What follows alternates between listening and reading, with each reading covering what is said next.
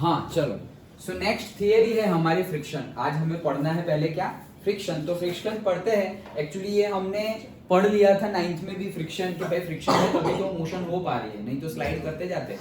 Okay, but कहने का meaning ये है कि फ्रिक्शन जितना हम 9th में पढ़े थे उतना नहीं अभी डिटेल में पढ़ना है। Okay, different coefficient of friction देखने हैं हमें। देखो ये तो आई थिंक 7th में आया था कि भाई फ्रिक्शन, तो उसमें आया था कि स्टैटिक फ्रिक्शन और से काइनेटिक फ्रिक्शन, रोलिंग फ्रिक्शन, सिर्फ डेफिनेशन कि इसे स्टैटिक बोलेंगे, इसे काइनेटिक बोलेंगे, इसे रोलिंग बोलेंगे। आई थिंक 7th की एनसीईआरटी में है, मुझे पक्का नहीं याद 6 में है या 7th में, लेकिन आया, और 8th में भी हो सकता है, 8th भी पढ़ाया मैंने तो उसमें भी हो सकता है। Okay. सर हम कल खाए हुआ भूल जाते हैं, 7th का कैसे याद रहेगा? वो बात तो सही है वो बात तो सही है, लेकिन हाँ सिर्फ मैं याद दिला रहा हूँ कि ऐसा हमने पढ़ा था, एकदम नया नहीं है। ओके, और पढ़ते हैं डिटेल में अभी, इसीलिए तो पढ़ रहे हैं फिर से, क्योंकि उनको भी पता है कि हम भूल जाते हैं। ओके चलो, so friction, let us return to the example of a body of mass m rest at a horizontal table. मतलब वही कि कोई बॉडी है, हॉरिजॉन्टल टेबल बना दिया, और कोई बॉडी है वो रेस्ट कर रही है हमारे टेबल पर। ठीक है, हाँ, the force of gravity mg is cancelled by the normal reaction force of the table। ये तो हमने देखा था कि ये ऑब्जेक्ट नीचे नहीं जा रहा है, नीचे नहीं जा रहा है, मोशन में नहीं है, रेस्ट पे है। रेस्ट पे होता है मतलब क्या, एफ नेट क्या होता है, zero. First law of thermodynamics, first law of motion. Okay, so ये हो गया हमारा mg वेट फोर्स। तो उसके ही ऑपोजिट फोर्स लगेगा कितना, ऊपर की साइड में, normal force n। Done. Normal reaction force कल देखा था ना हमने। ये किसने दिया ये नॉर्मल रिएक्शन फोर्स? ये तो वेट की वजह से नीचे लग रहा है, ये किसने दिया नॉर्मल रिएक्शन फोर्स? अर्थ ने। अर्थ ने नहीं, मतलब अर्थ पे खड़े होंगे तो अर्थ ने, ये टेबल पे है तो टेबल ने दिया। सरफेस प्रोवाइड करती है, और वो हमेशा उसकी डायरेक्शन कैसी होती है, याद रखना, always perpendicular to the surface. दोनों में डिफरेंस है। mg जहां है वहां से वर्टिकली लगेगा। mg जो है हमारा वेट फोर्स, वो जहां होगा वहां से क्या लगेगा, वर्टिकली डाउनवर्ड। ये याद रखना, न्यूमेरिकल में काम आएगा। वेट फोर्स हमेशा वर्टिकली डाउनवर्ड लगेगा। क्यों? क्योंकि हम जहां, सपोज ऑब्जेक्ट है या हम जहां खड़े हुए हैं, सो अर्थ का सेंटर के टॉवर्ड्स में हम खींचे चले जा रहे हैं, m इंटू जी। ओके, तो अर्थ के सेंटर, तो mg हमेशा वर्टिकल डायरेक्शन में ही लगेगा, डाउनवर्ड mg। लेकिन नॉर्मल फोर्स हमेशा वर्टिकल डायरेक्शन में नहीं लगेगा। यहां पर तो वर्टिकल दिख रहा है, लेकिन बोला क्या मैंने, नॉर्मल फोर्स कौन देता है, सरफेस देता है, परपेंडिकुलर। ओके, सो परपेंडिकुलर मतलब मैंने अगर सरफेस ऐसी रखी हुई है और मेरा ऑब्जेक्ट ऐसे रखा हुआ है, सो नॉर्मल फोर्स तो ऐसे होगा, परपेंडिकुलर टू द सरफेस। लेकिन mg क्या होगा, mg होगा मेरा वर्टिकली डाउनवर्ड, ऐसे। वो जो मैं सेंटेंस बोला उसको फिगर में ऐसे डिनोट करते हैं क्या, weight force will act always vertically downward, always, but normal reaction force will be perpendicular to the surface. जैसी जैसी सरफेस अगर हॉरिजॉन्टल है तो वर्टिकल, अगर ऐसे इंक्लाइंड है तो भी परपेंडिकुलर, जहां होगी वहां से परपेंडिकुलर। मतलब ये हॉरिजॉन्टल है तो ये 90 डिग्री बनेगा, दैट्स इट। अंडरस्टूड? दिखाई दे रहा है टी शर्ट में? हाँ, मतलब अगर दिखाई ना दे, हिमांशु दिखाई दे रहा है, हाँ या ना? हाँ, तो ना दिखाई दे तो आगे पीछे हो जाना। हाँ चलो, तो आगे बढ़ते हैं। Now suppose a force F is applied horizontally to the body. भाई फोर्स F लग रहा है हॉरिजॉन्टली, ऐसे F लगा दिया हमने horizontally. We know from the, बता दो क्या ऐसे ही सब कुछ, ऐसे ही बता देते फिर बुक में से पढ़ते हैं।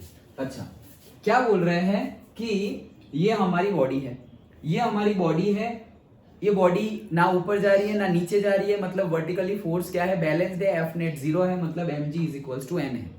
ओके, अब हम फोर्स लगा रहे हैं F, अभी हम फोर्स लगा रहे हैं F, लेकिन मैं बोल रहा हूं फोर्स लगाएंगे तो क्या लग रहा है, मूवमेंट हो जाएगी बॉडी की या नहीं होगी? सिर्फ गैस करो। फोर्स लगा दे रहे हैं, अभी इस कंडीशन में तुम देखकर बोलो कि अगर फोर्स लगा दे रहे हैं, जब अभी तक का जो हमने पढ़ा हुआ है उसके अकॉर्डिंगली आंसर दो कि यहाँ पे मैंने हॉरिजॉन्टली फोर्स लगाया तो इस डायरेक्शन में मोशन होगी या नहीं होगी? होगी। होगी।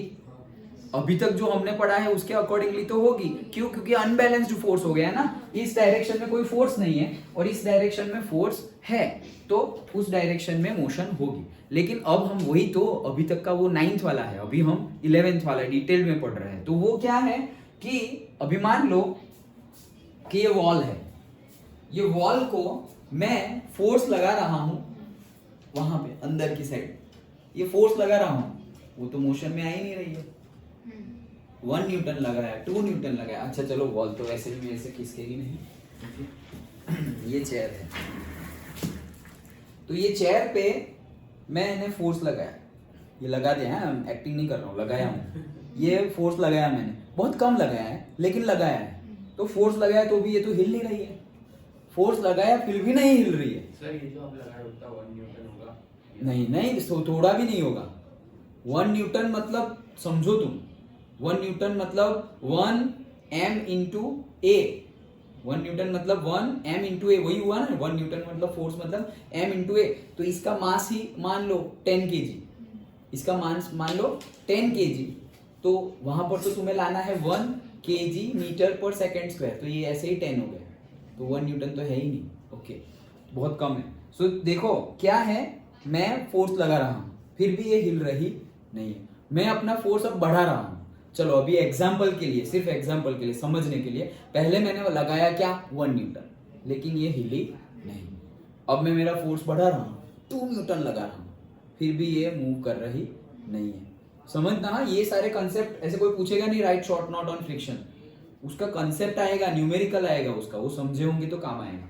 सो ये और फोर्स लगाया, ओके, और फोर्स लगाया फिर भी ये नहीं हिल रहा है, और जोर से थोड़ा फोर्स लगा रहा हूँ, ओके, से 3 न्यूटन, फिर भी ये नहीं हिल रहा है। फिर कोई बोलेगा सर खाया है या नहीं खाया है, ओके, तो फिर मैंने खाया है, फिर तुम लोगों को बताने के लिए मैंने और ज्यादा लगाया और ये हिल गई, मोशन में आ गई। तो पहले 3 बार मैंने जब फोर्स लगाया, फिर फोर्स को इंक्रीज भी किया, तब तक वो मोशन कर ही नहीं रही थी, कर ही नहीं रही थी, कर ही नहीं रही थी। और फिर एक पॉइंट आया कि वो पॉइंट मतलब जैसे ऐसा समझो, 1 न्यूटन लगाया नहीं हिली, 2 न्यूटन लगाया नहीं हिली चेयर, 3 न्यूटन लगाया नहीं हिली, 4 न्यूटन लगाया फिर भी मोशन में नहीं आई, 5 न्यूटन लगाया फिर भी मोशन में नहीं आई, और से 5 न्यूटन से थोड़ा ही बढ़ा दिया, 5.1 न्यूटन भी कर दिया ना, वो आगे बढ़ गई। मतलब क्या, 5 न्यूटन तक का तो वो रेजिस्ट कर रही है, 5 न्यूटन तक का तो वो रेजिस्ट कर रही है कि भाई अपन नहीं लेंगे। Okay, inertia, law of inertia, okay, कि बॉडी क्या है, law of inertia, resistance to change, सिर्फ छोटे छोटे 2-3 वर्ड में बोलना हो तो रेजिस्टेंस टू चेंज, इनर्शिया। तो वो स्टेशनरी है, तो वो स्टेशनरी ही रहना पसंद करेगी। स्टेशनरी को भी दूसरे वर्ड में क्या बोलते हैं, स्टेटिक। क्या बोलते हैं, स्टेटिक मतलब स्टेशनरी, और काइनेटिक मतलब मोशन में है। मैंने पहले बताया था, फिर से बता रहा हूं, there are 3 types of word, 3 fields you can say in the mechanics. एक होता है स्टैटिक, एक होता है काइनेटिक्स, और एक होता है डायनेमिक्स। फिर से static, kinetics and dynamics. Statics क्या है, when object is not moving, rest पे है, तो वो क्या है, स्टैटिक। ओके, काइनेटिक क्या है, काइनेटिक ये है कि काइनेटिक और डायनेमिक्स दोनों में ऑब्जेक्ट मोशन में है। तो डिफरेंस क्या है, डिफरेंस ये है कि ये काइनेटिक्स मोशन में तो है, लेकिन इस पे मैंने कितना फोर्स लगाया और फिर ये मोशन में आई, वो जितना लगाया उतना, मुझे फोर्स से, मुझे मोशन से लेना देना है, वेलोसिटी कितना है, एक्सेलरेशन कितना है, यूनिफॉर्म सर्कुलर है या यूनिफॉर्म मोशन है, नॉन यूनिफॉर्म मोशन है, उससे मुझे लेना देना है। फोर्स कितना लगाया उससे मुझे कोई लेना देना है नहीं। मतलब जो एक्सटर्नल फोर्स हम लगा रहे हैं, we are not bothered about it. ये फील्ड ऑफ स्टडी को बोलते हैं काइनेटिक्स। और डायनेमिक्स मतलब सब कुछ गिनना पड़ेगा, कुछ भी निगलेक्ट नहीं कर सकते। कितना फोर्स लगाया, कौन सी डायरेक्शन में लगाया, तो फोर्स को, जो फोर्स लगा रहे हैं उसी की वजह से तो मोशन हो रहा है, तो फोर्स कितना लगाया वो भी बताओ। तो वो detailed analysis including the forces applied, वो है डायनेमिक्स। समझ में आया? पहले तो 2 हो गया, रेस्ट एंड मोशन। ओके, तो रेस्ट पे है तो स्टैटिक्स, मोशन में है तो काइनेटिक्स एंड डायनेमिक्स। अभी काइनेटिक्स में क्या है कि when forces applied are not considered, forces applied are not considered, कि भाई हमें जानना ही नहीं है कि कौन से फोर्स की वजह से मोशन हो रही है, मोशन हो रही है, that's it. Okay, and dynamics मतलब स्टडी हमें करना पड़ेगा अप्लाइड फोर्सेस का भी, जो एक्सटर्नल अप्लाइड फोर्स है उसकी भी स्टडी हमें करनी पड़ेगी कि अच्छा ग्रेविटेशनल यहाँ लग रहा है, फ्रिक्शन फोर्स यहाँ लग रहा है, एक्सटर्नल अप्लाइड फोर्स इस डायरेक्शन में लग रहा है, इतने एंगल पे लग रहा है, सब कुछ अंडरस्टूड। तो ये समझना 3 ब्रांच। ओके, वापस कभी पूछूंगा 11th में आगे जाके। हाँ तो तू काम चलिए। हाँ तो ये मैंने 5 न्यूटन से थोड़ा ही ज्यादा लगाया, 5.1 न्यूटन, और ये आगे मोशन में आ गई। मतलब 5 न्यूटन तक तो वो रेजिस्ट कर रही है। रेजिस्ट कर रही है मतलब क्या, मैं जो फोर्स लगा रहा हूं उसके ऑपोजिट वो फोर्स लगा रही है। कौन? ये चेयर। मैं जो फोर्स लगा रहा हूं उतने ऑपोजिट फोर्स लगा रही है। लेकिन क्या लग रहा है, मैग्नीट्यूड सेम होगा या कम होगा? मतलब जैसे 5 न्यूटन लगाया, मैंने 5 न्यूटन लगाया, उसने 5 न्यूटन लगाया, तो क्या वो हमेशा 5 न्यूटन लगा रही थी, या जब मैंने 5 न्यूटन लगाया तभी 5 न्यूटन लगा रही थी? क्या लग रहा है? वो चेयर हमेशा ही 5 न्यूटन का फोर्स इस डायरेक्शन में लगा रही थी, या जब मैंने 5 न्यूटन लगाया तब उसने 5 न्यूटन लगाया? जब भी आपने 5 न्यूटन लगाया। समझ में आया? ऑब्वियस है। क्यों? क्योंकि अगर मैंने 5 न्यूटन नहीं लगाया है फिर भी वो 5 न्यूटन लगा रही है तो आ जाती है ऐसे। ओके, क्योंकि net unbalanced force, net force कैसे हो जाता है? नेगेटिव एक्स डायरेक्शन में, तो उस डायरेक्शन में मोशन हो जाती है। तो मैं फोर्स लगाऊं तभी वही टाइम पे वो फोर्स लगा रही है, अदरवाइज नहीं लगा रही है। अभी ऐसे खड़ी है, मैंने फोर्स नहीं लगाया तो वो फोर्स नहीं लगा रही है। समझ में आया? पक्का? अभी मैं फोर्स लगाया ही नहीं तो वो भी फोर्स लगाएगी ही नहीं, क्योंकि रेजिस्टेंस तो चेंज कब होगा? चेंज को रेजिस्टेंस कब करेंगे? जब कोई चेंज करने आएगा तब करेंगे ना। लड़ेंगे कब? जब वॉर होगी, जब किसी के साथ कॉन्फ्लिक्ट होगा तब। हम तो भाई ऐसे ही बैठे हुए, किसी के साथ कॉन्फ्लिक्ट है ही नहीं, बाबा है, सन्यासी है, तो कोई आएगा ही नहीं झगड़ने। ठीक है? Okay, like that. सो कहने का मीनिंग ये है कि हमेशा 5 न्यूटन फोर्स नहीं लग रहा है। जब मैंने 5 न्यूटन लगाया तब 5 न्यूटन लग रहा है। जब मैंने 1 न्यूटन लगाया तो कितना लग रहा था? 1 न्यूटन। तभी तो वो मूव नहीं कर रही थी। अगर वो पहले से 5 लगाती और मैं 1 लगाता तो इस डायरेक्शन में मोशन हो जाती। डन? ओके, समझ में आ रहा है? पक्का? ओके। सो 5 न्यूटन तक वो हिली नहीं, मतलब उसकी मैक्सिमम ऑपोजिट, मतलब ऑपोज करने की कैपेसिटी कितनी है? 5 न्यूटन। मैक्सिमम ऑपोज करने की कैपेसिटी कितनी है उसकी? 5 न्यूटन। तो मुझे पता चल गया, अरे 5 जितना लगाएंगे ना तब तक वो रेजिस्ट करेगा, 5 से थोड़ा भी ज्यादा लगाया ना तो वो रेजिस्ट नहीं करेगा, मूव हो जाएगा। वो पता चल गया मुझे। तो वो रेस्ट पे रहने के लिए मैक्सिमम कितना फोर्स लगा सकती है? 5 न्यूटन चेयर। ओके, रेस्ट पे रहने के लिए, रेस्ट मतलब स्टैटिक पे रहने के लिए। डन? तो स्टैटिक पे रहने के लिए ये चेयर मैक्सिमम जो फोर्स लगा रही है वो फोर्स कौन सा है? मैं जो फोर्स लगा रहा हूं उसके ऑपोजिट ही लगा रही है। मैं अगर यहां से लगाऊंगा तो वो फिर ऑपोजिट लगाएगी। ऐसा थोड़ी है कि पहले वो इस साइड लगा रही थी अभी भी उस साइड लगाएगी, तो दोनों की सेम डायरेक्शन हो गई, मेरी भी वैसी और उसकी भी वैसी। लेकिन अभी मैं लगा रहा हूं और वो हिल नहीं रही है, मतलब वो मुझे ऑपोजिट, हमेशा ऑपोजिट डायरेक्शन में ही फोर्स लगेगा। ये समझ में आ गया?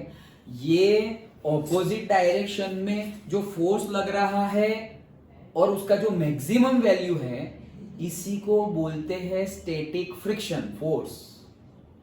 क्या बोलते हैं? Static friction force. अब तक हमने फ्रिक्शन क्या बोला था कि when we are in motion, तो जब भी मोशन होगी तो ऑपोजिट डायरेक्शन में फ्रिक्शन होगा। ओके, जब भी मोशन होगी, जैसे कि ये हमारा ब्लॉक है, यही ब्लॉक है और ये फोर्स है मेरा कितना? 10 न्यूटन, और ऑपोजिट फोर्स कितना है? 1 न्यूटन। तो मैं बोल दूंगा कि ये ब्लॉक स्टेशनरी नहीं है, ये ब्लॉक मूव कर रहा है। क्यों? क्योंकि 10 न्यूटन इस साइड लग रहा है और 1 न्यूटन इस साइड, तो मैं बोल दूंगा कि वो ब्लॉक क्या कर रहा है? मोशन कर रहा है। कौन सी डायरेक्शन में? वो भी बोल दूंगा, जहां पे ज्यादा फोर्स हो। मतलब ये 10 है और ये 1 है, सॉरी हाँ, ये 10 है ये 1 है, तो इस डायरेक्शन में मोशन कर रहा है। हम बोल सकते हैं ऐसा। पक्का? ओके। सो फिर से बोल रहा हूं, तो अब तक तो हम फ्रिक्शन कब डिस्कस कर रहे थे? जब मोशन हो तब। लेकिन अब हम फ्रिक्शन कब डिस्कस कर रहे हैं? जब मोशन नहीं है तब भी, कि जो ये चेयर है अभी मैं फोर्स लगा रहा हूं, तो जितना फोर्स लगा रहा हूं उतना ही ऑपोजिट फोर्स मिल रहा है। ओके, जितना लगा रहा हूं उतना ही। फिर बढ़ाया तो उसने भी बढ़ा दिया, मैंने और बढ़ाया उसने भी और बढ़ाया। एक लेवल तक वो बढ़ा सकता है, हमारा तो लेवल नहीं है, हम तो शक्तिमान है। ओके, सो वो एक लेवल तक ही बढ़ा सकता है। तो वो एक लेवल तक बढ़ाया, वो जो maximum friction force, maximum opposite force जो हमें लगेगा, मैक्सिमम ऑपोजिट डायरेक्शन में जो फोर्स लगेगा वही फोर्स कौन सा है, फ्रिक्शन फोर्स। लेकिन वो फ्रिक्शन फोर्स के वजह से भी ये चेयर तो क्या है, स्टैटिक कंडीशन में ही है, मोशन में नहीं है, तो ये फ्रिक्शन को क्या बोलेंगे, स्टैटिक फ्रिक्शन। आ गया समझ में, पक्का।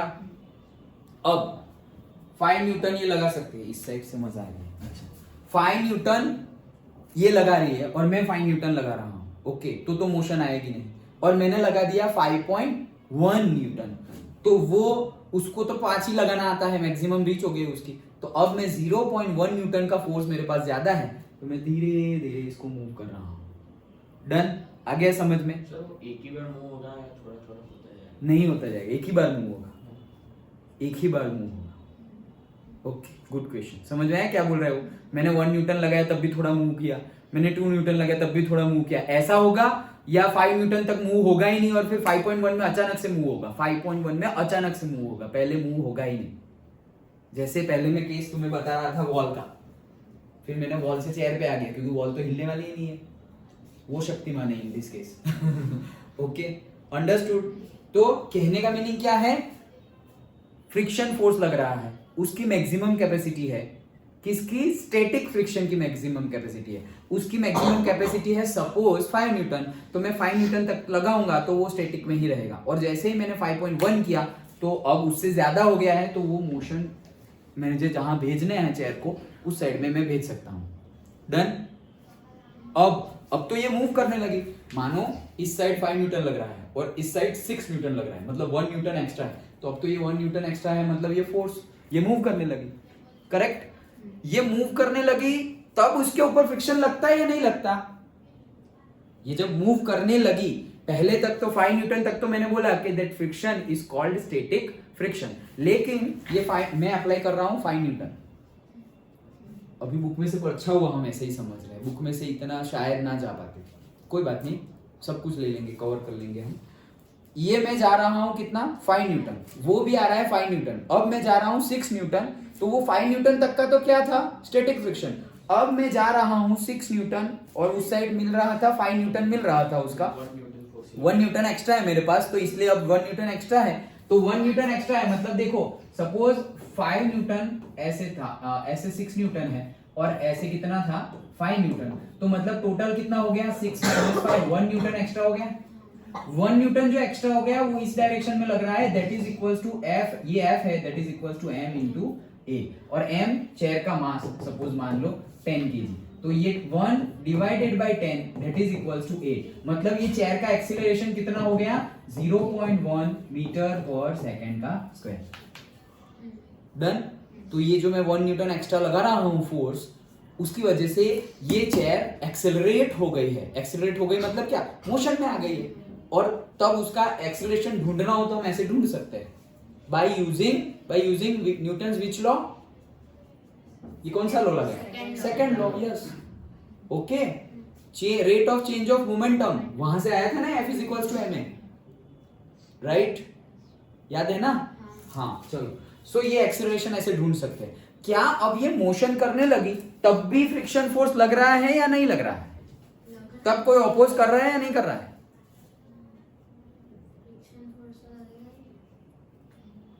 भाई अपोज तो करेंगे ही ना, वो तो हमारा बेसिक है, वो तो हम पहले से बताते आ रहे हैं कि मोशन होगी तो सामने फ्रिक्शन फोर्स लगेगा, वो तो हमने ये चैप्टर में भी पहले डिस्कस कर लिया। ऐसी कोई जगह नहीं है, ऐसी कोई सिस्टम नहीं बनी कि जहां तुम फ्रिक्शन फोर्स को निग्लेक्ट कर पाओ, कम कर सकते हो।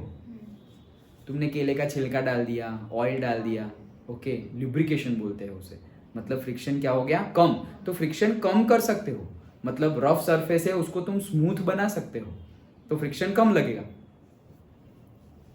इसके ऊपर तुम चलोगे, यहाँ ट्यूशन में मार्बल के ऊपर चल रहे हो और नीचे ग्राउंड पर, जमीन के ऊपर, रोड के ऊपर ऐसे ही चल रहे हो नंगे पांव, तो कहाँ फ्रिक्शन ज्यादा लगेगा, रोड पर ज्यादा लगेगा, रफ सरफेस है, ओके, तो रफ सरफेस में फ्रिक्शन, तो अभी उसको भी मुझे फ्रिक्शन कम करना हो, अगर वैसा ही रहेगा तो गाड़ी फास्ट जा पाएगी नहीं, लेकिन ऐसा रोड बना दिया मैंने, सारे मार्बल बिछा दिए रोड पे, तो गाड़ी ज्यादा ही फास्ट चली जाएगी। ओके, एक्सीडेंट हो जाएंगे, ओके, तो फिर हमें रोकना पड़ेगा, तो इसीलिए इतना स्मूथ भी नहीं बना सकते और सपोज उतना रफ भी नहीं रख सकते, इन बिटवीन हमें रखना पड़ेगा। अंडरस्टूड, समझ में आ रहा है, ओके। सो पहले फोर्स लगा रहा था तब ऑपोजिट फोर्स लग रहा था, लेकिन मोशन नहीं हो रही थी, तो वो ऑपोजिट फोर्स को मैंने नाम दे दिया स्टैटिक फ्रिक्शन। फिर मोशन कर रहा है तब भी ऑपोजिट फोर्स लग रहा है, वो ऑपोजिट फोर्स को मैंने नाम दे दिया काइनेटिक फ्रिक्शन। डन। एक और है रोलिंग, वो बाद में। ओके, सो रोलिंग फ्रिक्शन बाद में मतलब यही चैप्टर में है। हाँ बोलो। इसने 5 न्यूटन लगाया, हाँ। हमने भी लगाया, फिर हमने बढ़ा के 6 न्यूटन कर दिया। जब ये बॉडी मूव में हुई, मोशन में हुई, हाँ। तो क्या तब भी फोर्स लगा रही होगी? यस, तब भी लगा रही होगी, लेकिन तब भी 5 न्यूटन से ज्यादा तो नहीं लगा सकती, और वो 5 न्यूटन से ज्यादा नहीं लगा सकती, और हमने तो 5 न्यूटन से ज्यादा लगा दिया, इसीलिए हमें जहां जो डायरेक्शन में हम फोर्स लगा रहे हैं उस डायरेक्शन में वो मूव कर जाएगी, तब भी लगा तो रही होगी। डन। आ गया समझ में? ओके, तो ये हमने पढ़ा क्या, स्टैटिक फ्रिक्शन और दूसरा काइनेटिक फ्रिक्शन। डन। 2 फ्रिक्शन हमने पढ़े, रोलिंग फ्रिक्शन ब्रेक के बाद। अच्छा, तो 2 फ्रिक्शन पढ़े, पहले आता है स्टैटिक फ्रिक्शन। तो ये स्टैटिक फ्रिक्शन को मैं डिनोट करता हूं एफ एस से। किससे? एफ और स्टैटिक का S. Done. Static friction F S. ये जो स्टैटिक फ्रिक्शन होता है that is proportional to the normal force. That is proportional to what? Normal force. Normal force क्या है भाई? प्रोपोर्शनल टू नॉर्मल फोर्स, लेकिन नॉर्मल फोर्स क्या था? परपेंडिकुलर फोर्स किसने दिया? सरफेस ने दिया, ऑब्जेक्ट ने नहीं दिया। Okay, perpendicular force given by the surface in opposite of weight force. Done. Okay, तो ये हमारा हो गया कि भाई देखो, ये भी हम समझ सकते हैं। कैसे समझ सकते हैं? ऐसा मान लो कि ये फ्रिक्शन फोर्स जो लग रहा है, मतलब सामने वाला, हाँ मैं अपने लगने अप्लाइड फोर्स की बात नहीं कर रहा हूं, मैं किसकी बात कर रहा हूं? फ्रिक्शन फोर्स जो चेयर लगा रही थी, स्टैटिक फ्रिक्शन की बात कर रहा हूं, स्टैटिक फ्रिक्शन की बात कर रहा हूं, मतलब स्टैटिक फ्रिक्शन फोर्स की बात कर रहा हूं जो चेयर लगा रही थी। तो वो डायरेक्टली प्रोपोर्शनल है नॉर्मल रिएक्शन से। तो नॉर्मल रिएक्शन कैसे मिलता था, याद करो, that is equals to mg। Okay, n is equals to mg पढ़े ना अभी हम। ये केस में भी n is equals to mg होगा। वो कैसे होगा न्यूमेरिकल में देखेंगे। और ये केस में भी mg इज इक्वल्स टू क्या होगा? n होगा। सो n इज इक्वल्स टू क्या है? mg। अभी g तो कांस्टेंट है, g तो कांस्टेंट है, उससे ज्यादा फर्क नहीं पड़ेगा। मतलब जितना मास ज्यादा उतना नॉर्मल रिएक्शन ज्यादा। डन। जितना मास ज्यादा उतना नॉर्मल। अब देखो यहां से कनेक्शन बैठ रहा है, जितना मास ज्यादा उतना नॉर्मल रिएक्शन ज्यादा, और जितना नॉर्मल रिएक्शन ज्यादा उतना स्टैटिक फ्रिक्शन ज्यादा, क्योंकि वो डायरेक्टली प्रोपोर्शनल है। हमने क्या बोला? n is proportional to m। ऐसा actually m into G, but g तो कांस्टेंट है, वो तो चेंज नहीं हो सकता। लेकिन यहां पर मास तो चेंज हो सकता, अरे मास भी चेंज नहीं हो सकता, लेकिन बॉडी तो चेंज हो जाएगी ना। ये चेयर है, उसकी जगह मैं थोड़ी आयरन की चेयर लेके आऊं तो मास चेंज हो गया। इसका मास नहीं चेंज हो सकता। अगर एक ही बॉडी का ऑब्जर्वेशन कर रहे हैं उसका मास चेंज नहीं हो सकता, लेकिन अगर मैंने बॉडी ही चेंज कर दी, ऑब्जेक्ट ही चेंज कर दिया तो मास चेंज हो सकता है। ओके, सो जितना ज्यादा मास उतना ज्यादा नॉर्मल फोर्स, जितना ज्यादा नॉर्मल फोर्स उतना ज्यादा फ्रिक्शन फोर्स। तो अब तुम नॉर्मल फोर्स को भूल जाओ और directly Fs is directly proportional to m भी बोल सकते हैं हम। तो ये तो पता ही है ना हमें, ये तो पता ही है क्या कि ये सपोज प्लास्टिक की छोटे बच्चे की चेयर ले ली, तो वो फ्रिक्शन फोर्स कितना है अप्लाई, मैक्सिमम कैपेसिटी इसकी 5 न्यूटन है, तो वो प्लास्टिक के छोटे बच्चे की चेयर जो होगी उसका भी 5 न्यूटन होगा क्या? नहीं होगा। क्या लग रहा है, कम होगा या ज्यादा होगा? कम होगा, क्योंकि उसका मास कम है। उसका मास कम है इसलिए उसका नॉर्मल रिएक्शन फोर्स कम है, और नॉर्मल रिएक्शन फोर्स कम है इसलिए उसका स्टैटिक फ्रिक्शन भी कम है। आया समझ? और उसकी जगह मैं आयरन की चेयर रख दूं, वो राजा महाराजे वाले ऊपर वैसे बैठते हैं ना, किंग, वैसी चेयर रख दूं, तो वो तो हिलने वाली नहीं है। अब इसका 5 न्यूटन है, वो प्लास्टिक की चेयर का सपोज 1 न्यूटन था, तो ये चेयर लेके आ जाऊंगा किंग वाली, तो उसका कितना होगा? 5 न्यूटन से ज्यादा या कम? ज्यादा, क्योंकि उसका मास बढ़ गया है। सिंपल। तो जितना बॉडी हैवी होगा उतना स्टैटिक फ्रिक्शन ज्यादा लगेगा। तो वही तो बोल रहा था कि यहाँ पर मास कम है इसलिए मैं इसको हिला रहा था, ये इसका मास तो बहुत ज्यादा है तो मैं उसको दीवार को हिलाने की ट्राई नहीं कर रहा हूँ। आया समझ में? पक्का? चलो तो हाँ, friction, static friction force is directly proportional to N और प्रोपोर्शनलिटी कांस्टेंट है हमारा mu S into N. Mu S क्या है हमारा? फ्रिक्शन को, स्टैटिक फ्रिक्शन कोएफिशिएंट और कोएफिशिएंट ऑफ स्टैटिक फ्रिक्शन, जो भी बोलना हो। म्यू एस क्या है? कोएफिशिएंट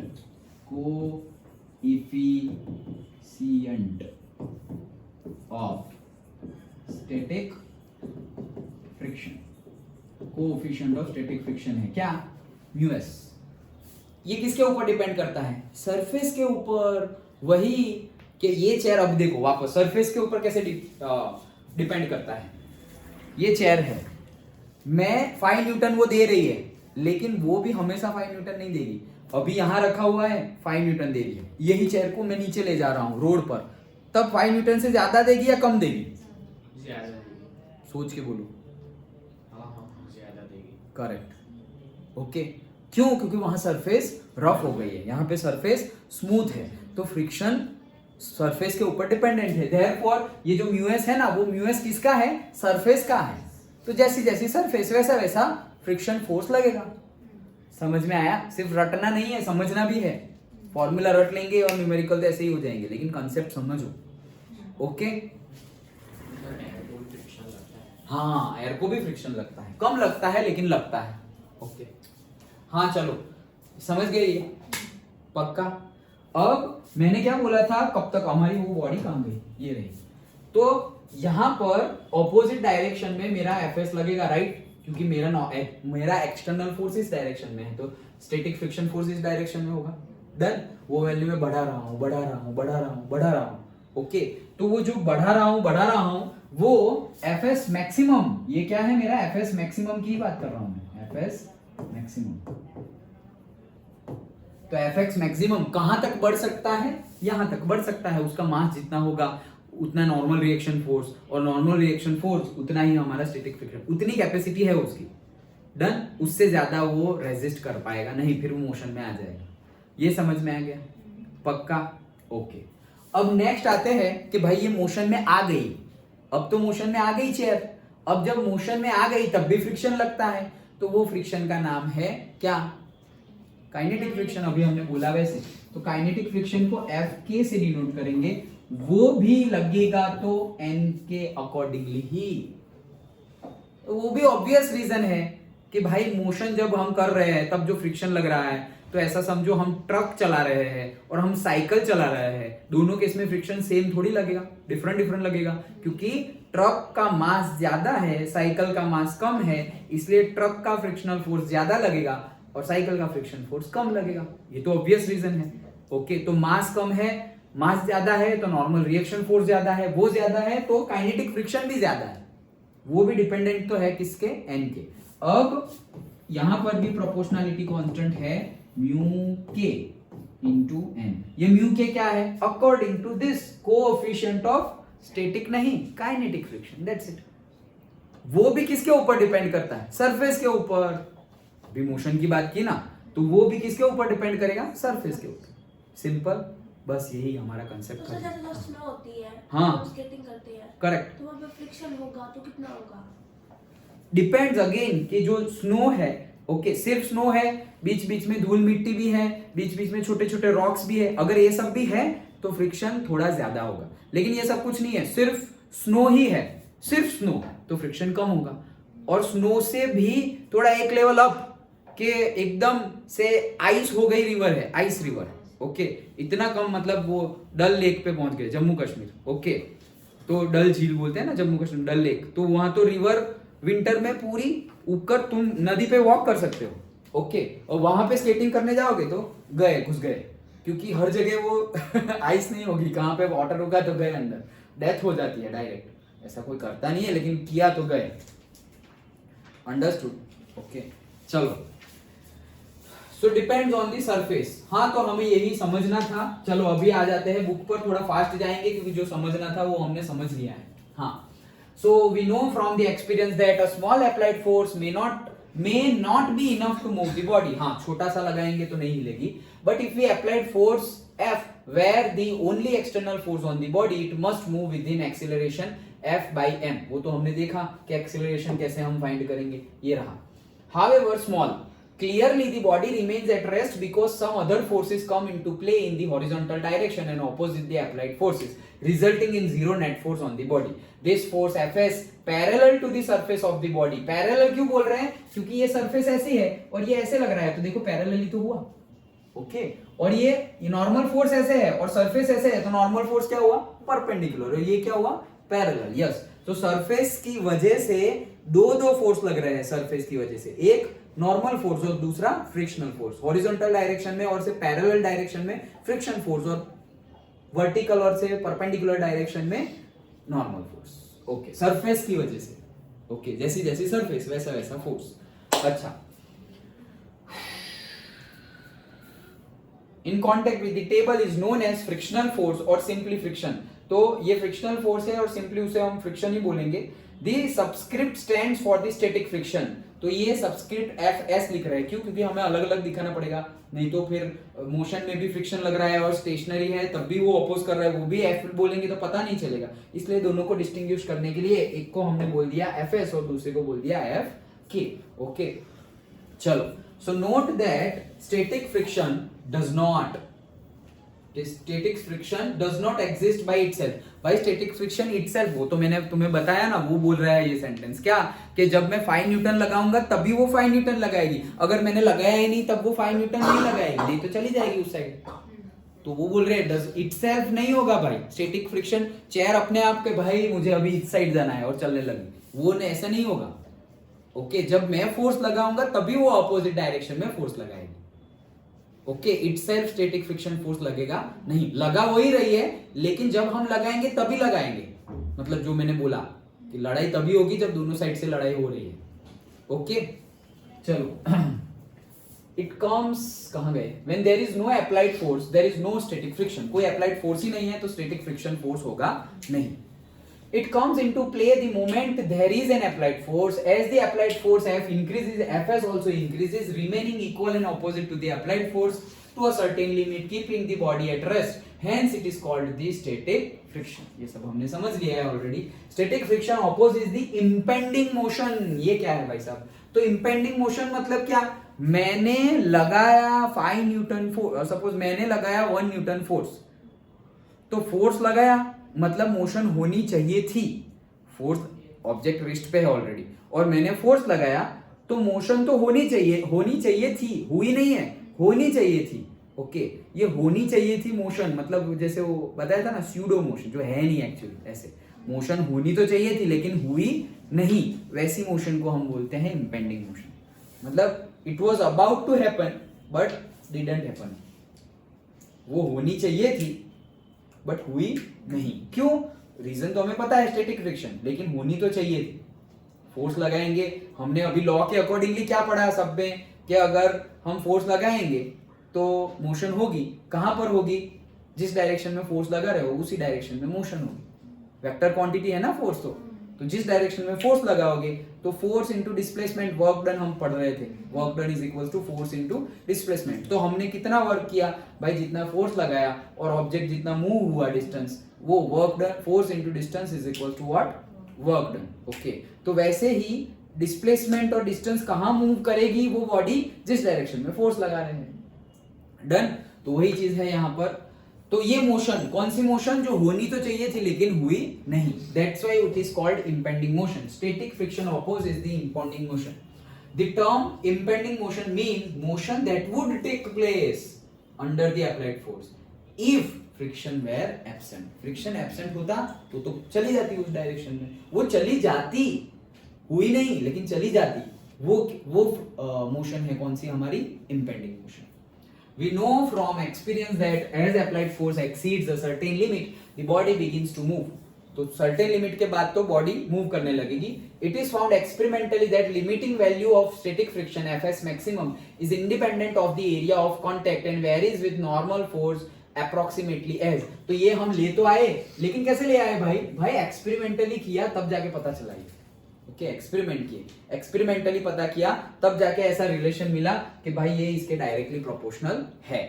और एक चीज मुझे जो अभी समझ में आया वो बतानी थी, यस ये वाली, independent of the area of contact. ये static friction force area of contact से क्या है?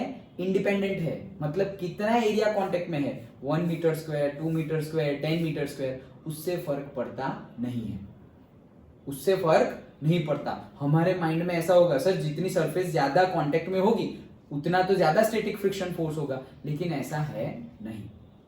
अंडरस्टूड? जैसे कि मैं हूं, ओके, अभी मैं लेटा हुआ हूं और कोई मुझे धक्का मार रहा है तो मैं उसको ऑपोजिट डायरेक्शन में स्टैटिक फ्रिक्शन फोर्स लगेगा। तो लेटा हुआ हूं तो भी स्टैटिक फ्रिक्शन उतना ही लगेगा जितना खड़ा हुआ हूं, तब भी स्टैटिक फ्रिक्शन फोर्स सेम ही लगेगा, क्योंकि मेरा मास तो लेटा हुआ हूं या खड़ा हुआ हूं, मास तो जितना है उतना ही रहेगा ना। अंडरस्टूड? ओके, तो स्टैटिक फ्रिक्शन फोर्स उतना ही लगेगा। लेकिन देखो मैं लेटा हुआ हूं तो कांटेक्ट में मेरा ज्यादा एरिया आ गया है सरफेस के साथ, और खड़ा हुआ हूं तो कम आया है। एक पैर पे खड़ा हूं तो और कम आ गया है, फिर एक अंगूठे पे खड़ा, अभी नीचे मत देखो, नहीं खड़ा हूंगा। ओके, तो और क्या किया, एरिया कम करता गया मैं, लेकिन फिर भी स्टैटिक फ्रिक्शन फोर्स तो लगेगा ही। अंडरस्टूड? तो वो बोल रहे हैं, याद रखना, कभी एमसीक्यू में पूछ ले कि भाई एरिया पे डिपेंडेंट है या नहीं। नहीं है एरिया पे ऊपर dependent. Static friction force contact area के ऊपर डिपेंडेंट नहीं है। क्या है? Independent, is independent of the area of contact. है बहुत सिंपल चीज, लेकिन एमसीक्यू में फिर हम कंफ्यूज हो जाते हैं। वो कंफ्यूज नहीं होना है, इसलिए बता रहा हूं। हाँ चलो, so where mu S is the constant of proportionality depending only on the nature of the surface. वो हमने डिस्कस कर लिया है, सरफेस के नेचर के ऊपर म्यू एस डिपेंड करता है। The constant mu s is called coefficient of static friction. The law of static friction may thus be written as, तो static friction का law हम ऐसे डिफाइन कर सकते हैं कि static friction की मैक्सिमम वैल्यू तो होती है mu s into n जितनी, otherwise mu s into n जितना है उससे छोटी भी हो सकती है। मतलब उसकी मैक्सिमम कैपेसिटी तो है 5 न्यूटन, लेकिन हम लगा ही रहे 1 न्यूटन, तब वो 5 नहीं लगाएगा, तब तो वो 1 ही लगाएगा। तो मैक्सिमम जा सकता है 5 तक, लेकिन पहले से ही 5 नहीं, पहले से 5 नहीं, पहले हम अगर 1 लगाएंगे तो वो 1, हम 2 लगाएंगे तो वो 2, वो बोल रहे हैं। If the applied force F exceeds the Fx max, the body begins to slide on the surface. It is found experimentally that when relative motion has started, ये भी एक्सपेरिमेंट से पता चला है, क्या, जब मोशन स्टार्ट हो गई, रिलेटिव मोशन मतलब एक के रिस्पेक्ट में दूसरा मोशन करने लगा, when relative motion has started, the frictional force decreases from the static maximum value Fx max. मतलब कि जो फ्रिक्शनल फोर्स है Fx max, उससे अब फ्रिक्शनल फोर्स क्या हो जाएगा, कम हो जाएगा। मतलब कहने का मीनिंग क्या है उनका? कहने का मीनिंग है कि there are two forces, static friction force and there is kinetic friction force. तो उनका कहने का मीनिंग क्या है? एफएस मैक्स कब है? जब रेस्ट पे है and it is about to start the motion. FX max start, motion start करने से एकदम अबाउट ही है, स्टार्ट होने ही वाली है, तब का जो मैक्सिमम कैपेसिटी है वो क्या है? FX max. लेकिन अगर मोशन स्टार्ट हो गई, एफएक्स मैक्स से भी ज्यादा हमने अप्लाइड फोर्स लगा दिया, तो मोशन स्टार्ट हो जाएगी, और तब जो मोशन स्टार्ट हो जाएगी तब कौन सा फोर्स लगेगा? Friction force, kinetic friction force. वो काइनेटिक फ्रिक्शन फोर्स लगेगा तब स्टैटिक फ्रिक्शन फोर्स की वैल्यू बहुत ज्यादा कम हो जाती है। मतलब कहने का मीनिंग क्या है? एफएस क्या हो जाएगा? कम हो जाएगा, वो बोलना चाह रहे हैं। ओके चलो, सर ये बात समझ में नहीं आई, स्टैटिक फ्रिक्शन इंडिपेंडेंट होता है एरिया पे से। आपने बोला कि मैं लेटा हुआ हूँ, हाँ, हमने आपको मतलब फोर्स किया, पुश किया, तो फिर उसमें तो पोर्शन ज्यादा लगा ना, आप खड़े पीछे धक्का देंगे तो वो तो कम होगा ना। हाँ, मतलब इसीलिए तो मैंने एग्जांपल दिया कि हम डे टू डे लाइफ में ऐसा ही समझेंगे कि ऐसा हो रहा है, बट फिजिक्स के सेंस में देखे हम तो ऐसा नहीं हो रहा है। मतलब ऐसा समझो कि हाथी खड़ा हुआ है और हाथी लेटा हुआ है, वो फोर्स, स्टैटिक फ्रिक्शन फोर्स तो सेम ही लगाएगा, लाइक दैट। मेरे केस में तुम ऐसा सोच सकते हो, हाथी के केस में नहीं सोच सकते, राइट? क्यों? क्योंकि उसका एरिया बहुत ज्यादा है, और चलो 2 पैर पे 4 पैर पे खड़ा हुआ है, फिर भी एरिया तो कम हो गया, लेकिन स्टैटिक फ्रिक्शन ऑपोजिट फोर्स तो वो उतना ही लगाएगा। क्यों? कि उसे मोशन में नहीं आना है, लॉ ऑफ इनर्शिया, उसे भी मोशन में आना नहीं है, वो स्टैटिक है तो स्टैटिक ही रहना चाह रहा है, तो वो लेटा हुआ होगा। फिर भी वो एक स्टोरी सुनी होगी शायद, अभी याद आई, वो स्टोरी सुनी है महाभारत की, हाँ महाभारत की स्टोरी है कि ऐसे ही एक बंदर बैठा हुआ था, ओके। और बंदर बैठा हुआ था और उसकी बहुत लंबी पूंछ थी, ऐसे यहाँ बैठा हुआ है और पूंछ पूरे ऐसे रास्ते में ऐसे लेटी हुई थी, ऐसे पड़ी हुई थी उसकी पूंछ, बहुत लंबी पूंछ वाला बंदर था। तो भीम रास्ते से जा रहा था। ओके, बोला ए बंदर ये क्या है, अपने घर में बैठा है क्या? नेचर ही उसका घर है, लेकिन ये तो मैंने बोल दिया। लेकिन बोला क्या कि ये क्या कर रहा है, ये बैठने की मतलब सेंस है, ये क्या है, कुछ होना चाहिए ना एटिकेट। ओके, तो बीच में ये पूछ है तेरी, चल हटाओ, तो सीधा रास्ता रखो, ये सब हटाओ बीच में। बोले मैं बहुत थका हुआ हूँ, मेरे पास एनर्जी नहीं है, तुम्हें हटाना हो तो हटा लो। तो बोले यार सीधे सीधे हटा लो ना, क्या मगजमारी कर रहे हो? तो बोले भाई मैं थका हुआ हूँ, तुम्हें प्रॉब्लम हो रहा है, तो तुम्हें ज्यादा हटाना हो तो उठा के हटा लो। तो अब भीम बोले हाँ ठीक है, अभी हटाऊंगा, ऐसे हटाऊंगा कि तुझे पेन होगा। तो ऐसे उठा के फेंकने गए, उठा ही नहीं पाए, उठा ही नहीं पाए, खींच रहे खींच, अरे उठा ही नहीं पाए, हटाने की तो बात दूर है, उठा ही नहीं पाए। ओके, तो वो बंदर और कोई नहीं, हनुमान जी थे।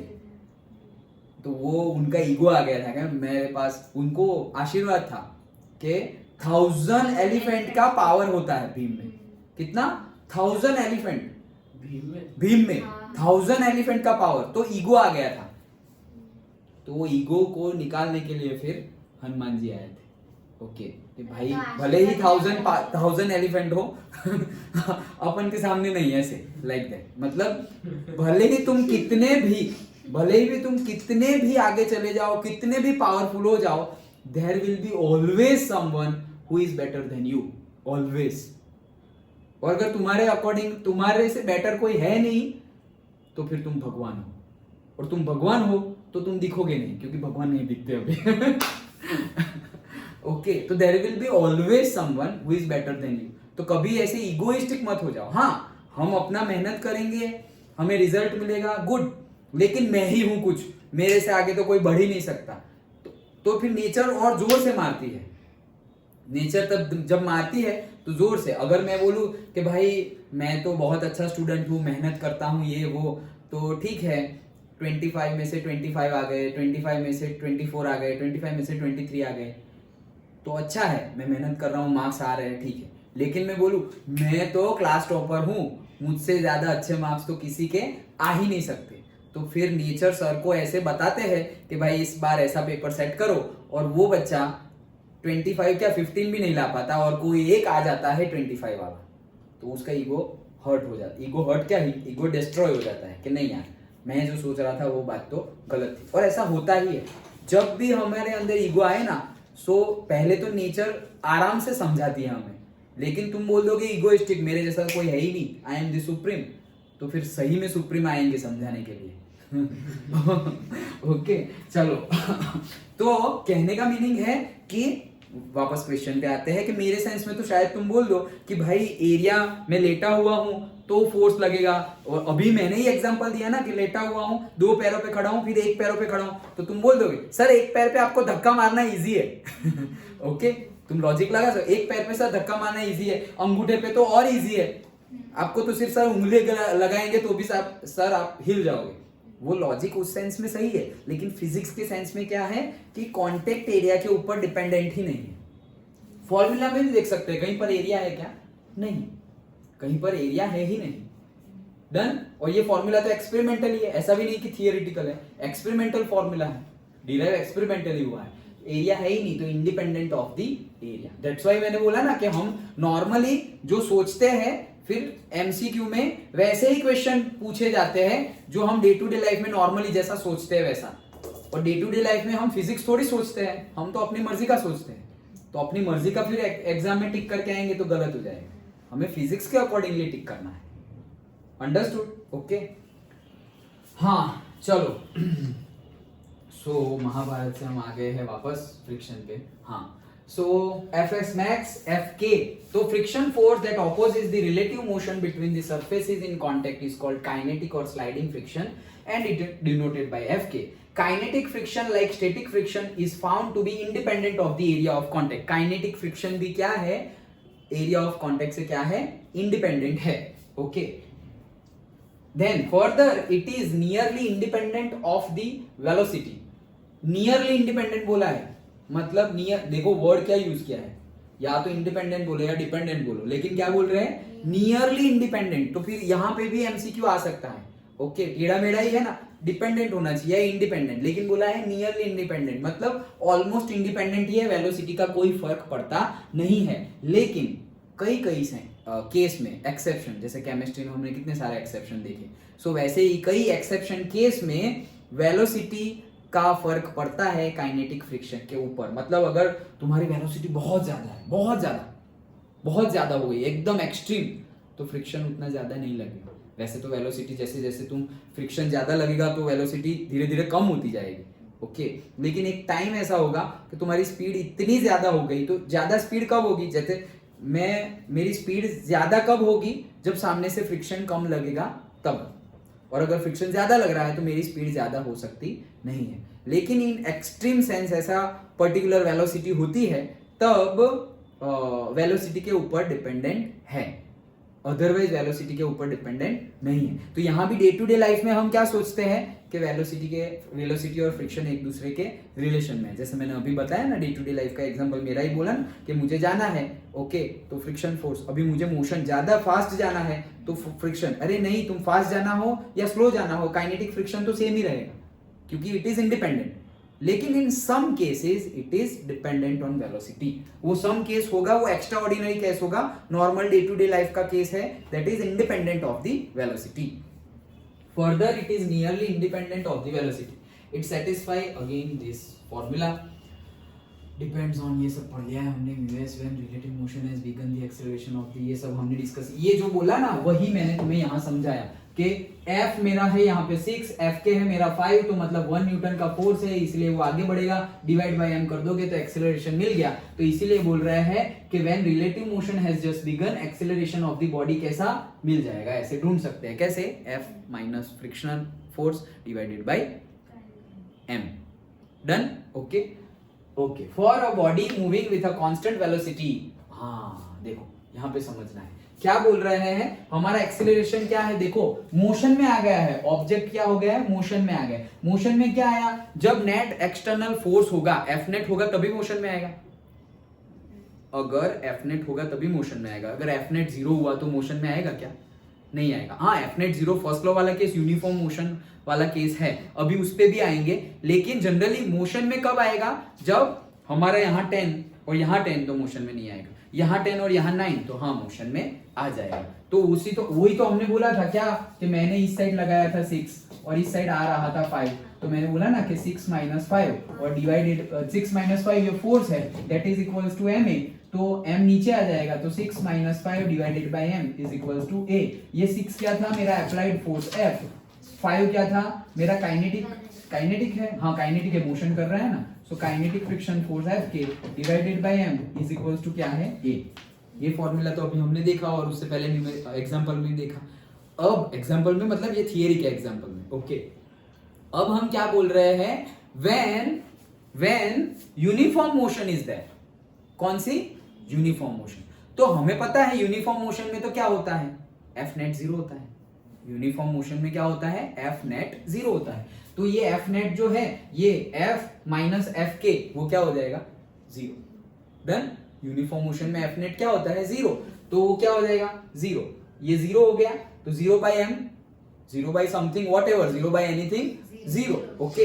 तो एक्सेलरेशन क्या आ गया, 0। तो वही तो हमारा फर्स्ट लॉ बोल रहा है कि यूनिफॉर्म मोशन में एक्सेलरेशन 0 होता है, क्यों, क्योंकि वेलोसिटी यूनिफॉर्म है, चेंज ही नहीं हो रही है। तो यहाँ पे उसको क्या मिला, वैलिडिटी मिल गई, हमने अगेन प्रूव किया, ओके।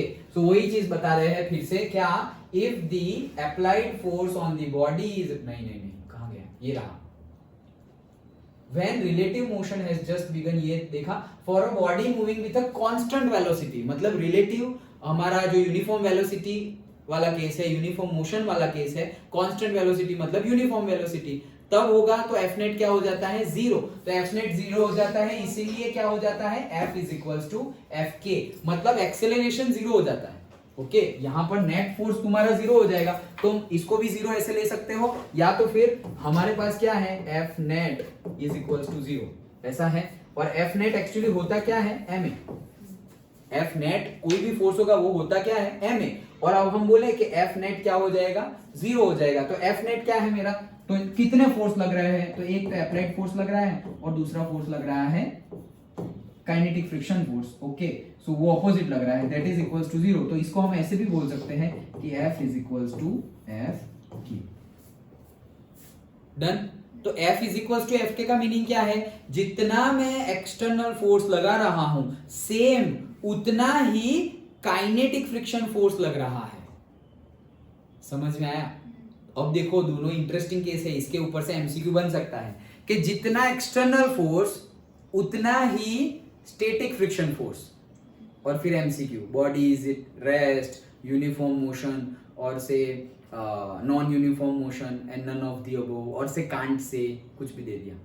और फिर दूसरा case, friction force is equal to the kinetic friction force. दो केस में बोल रहा हूं, तुम्हें आंसर देना है। Friction force is equals to static friction force और से FS, and friction applied force is equals to kinetic friction force. बताओ यहां पे, बताओ क्या होगा, रेस्ट पे होगा, मोशन पे होगा, uniform motion, non uniform motion और से कांट से, सारे ऑप्शन दोनों के लिए सेम है। तो क्या होगा दोनों केस में, सोच के बताओ।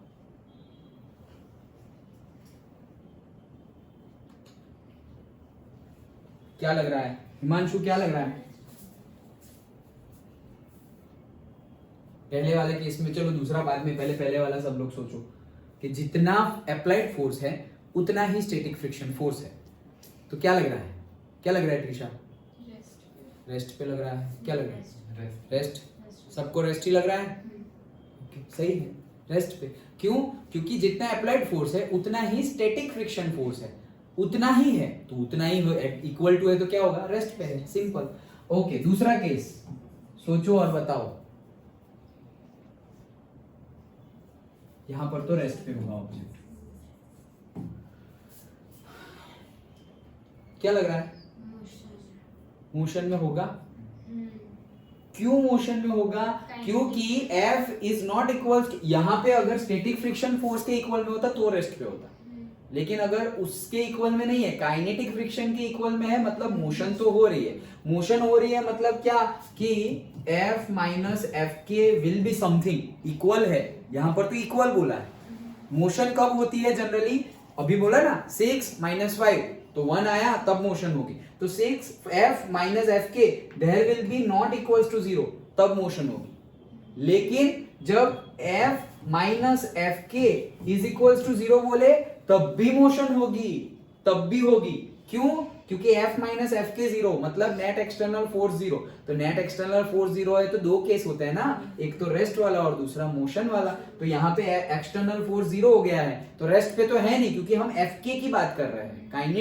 काइनेटिक वर्ड आता कहां पे है, जब मोशन हो। 3 बताया ना, स्टैटिक, काइनेटिक एंड डायनेमिक्स। तो काइनेटिक वर्ड आ गया मतलब मोशन तो है। ओके, तो मोशन तो है, अब मोशन है, लेकिन हम बोल रहे हैं कि यार ये तो 0 है, नेट फोर्स तो है ही नहीं। ओके, 0 है तो नेट फोर्स तो चाहिए, अनबैलेंस्ड फोर्स तो चाहिए। यहां तो बैलेंस्ड फोर्स है, जितना F है उतना ही F के है। तो इसीलिए यहां पर कौन सी मोशन है, यूनिफॉर्म मोशन है। मतलब क्या कि F is equals to F K है, मतलब जितना फोर्स हम अप्लाइड फोर्स लगा रहे हैं उतना ही काइनेटिक फ्रिक्शन फोर्स लग रहा है। सो बॉडी जो वेलोसिटी से जा रही होगी वही वेलोसिटी से जाती रहेगी। मतलब जो अभी हमने देखा वो क्या, F माइनस एफ के, तो F नेट 0 है तो F minus F K is 0, so F minus F K is 0। तो ये कब कब होगा, एक तो रेस्ट वाली कंडीशन पे, लेकिन यहाँ पर रेस्ट की तो कंडीशन ही नहीं बोल सकते क्योंकि यहाँ पर K है, काइनेटिक है। सो काइनेटिक है मतलब क्या, वेलोसिटी, मतलब F minus F K is 0, ये 0 तो m 0, m 0 तो a भी 0, मतलब 0 by m 0। So a is equals to 0, a is equals to 0 कब होता है, दो केस में होता है, जब रेस्ट पे हो तब भी होता है और जब यूनिफॉर्म मोशन हो तब भी होता है। रेस्ट की तो हम बात नहीं कर रहे अभी, तो यूनिफॉर्म मोशन है। आया समझ में? ओके, थोड़ा रटना नहीं है, कंसेप्ट से अच्छे से याद रखोगे तो कुछ याद रखने की जरूरत ही नहीं है। कंसेप्ट समझ गए तो याद रखने की जरूरत नहीं है, कंसेप्ट नहीं समझे तो याद रखना पड़ेगा कि यार F K is equals to F होगा, यूनिफॉर्म होगा, ये वो। कंसेप्ट समझ गए तो कुछ याद रखने की जरूरत नहीं। डन? ओके, ये सब याद रखना। अगर समझ में ना आए, हमने चेयर का एग्जांपल लिया था, ये वो 5 न्यूटन 6 न्यूटन, तो कंसेप्ट याद आ जाएगा। हाँ So if the applied force on the body is removed, why we are taking this much time? Very important topic. Okay, that's why. If the applied force on the body is removed, मतलब जितना applied force है वो पूरा का पूरा क्या कर दिया? Remove कर दिया. अब ये केस में अगर F minus F के 0 है और मैंने F रिमूव कर दिया, F रिमूव ही कर दिया, कोई F लगा ही नहीं रहा हूं, तो क्या होगा? बॉडी मोशन में ही रहेगी या रेस्ट पे आ जाएगी? तुरंत आ जाएगी या थोड़ी देर बाद आ जाएगी? तुरंत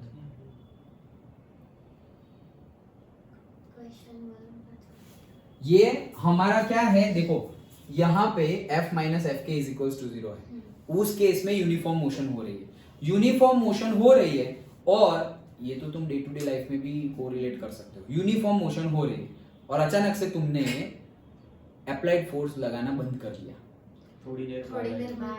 बाद हाँ, रिलेटिव सोचोगे तो तुरंत याद आ गया, हम सेम स्पीड यूनिफॉर्म वेलोसिटी से चल रहा है, यूनिफॉर्म मोशन कर रहे हैं कि भाई 40 किलोमीटर पर आवर दिख रहा है, ओके, स्पीडोमीटर में तो 40 किलोमीटर पर आवर, तो ये कांस्टेंट हो गया ना, मतलब एक्सेलरेशन 0 है तुम्हारा और यूनिफॉर्म मोशन है, ओके, यूनिफॉर्म मोशन है, और अचानक से तुमने ऐसे इंजन बंद कर दिया, और अचानक से भले ही इंजन भी बंद कर दिया और तो अचानक से तुमने ब्रेक भी मार दी, तो जहां ब्रेक मार दी वहां थोड़ी चिपक जाओगे, थोड़ा तो आगे जाओगे ना, ओके, वो थोड़ा आगे जाओगे, वही बोल रहे हैं इवेंचुअली कम्स टू स्टॉप, मतलब थोड़ा टाइम लेके eventually with the passage of time वो क्या हो जाएगा, स्टॉप हो जाएगा object, done, okay, eventually the laws of friction given above do not have the status of fundamental, अब देखो इतना डिटेल में पढ़ा, लेकिन अब पढ़ो तो लगेगा कुछ द लॉज ऑफ फ्रिक्शन, ये जो फ्रिक्शन के लॉज है वो given above do not have status of fundamental laws